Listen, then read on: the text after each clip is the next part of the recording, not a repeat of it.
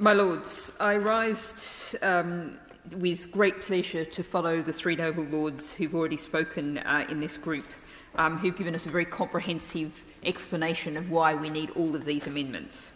I'll speak chiefly to Amendment 121 in the name of the noble Lord Randall, also signed by the noble Lady Baroness Boycott and the noble Lord Teverson, the global footprint timetable. And I think it's already been very clearly set out why this amendment needs to pass. We need action. We need drastic action now. Just to go back and look at our debate in committee, there were actually a large number of amendments in committee that addressed the broader issues here. There was the call to, in Part 1, to not just look at resource efficiency, but to actually look at cutting total resource use. There was the call to move towards an economy, to see the Treasury managing our economy for the purposes of people and planet, not chasing after growth that we cannot have more of on an infinite planet.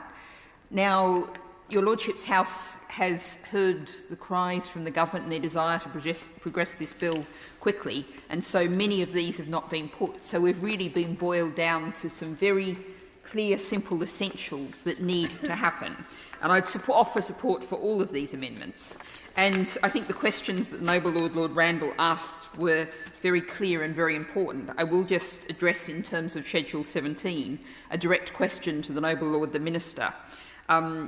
It's crucial that Schedule 17 covers the main commodities that are driving global deforestation. So if the noble Lord the Minister can confirm that it will cover beef and leather, cocoa, palm oil, pulp and paper, rubber and soy, they're not currently defined in the schedule, and there's concerns that any limits to the approach would utterly undermine the intentions expressed in this provision and by the government. And I also just briefly want to address 107 in terms of the rights of Indigenous people. We know that so many of the parts of the world that still remain relatively pristine rely very heavy on the protection of Indigenous people, and how often their rights to do that, their rights to live their lives, are threatened, very often by mining companies associated with us, very often by large multinational companies with close ties to the UK.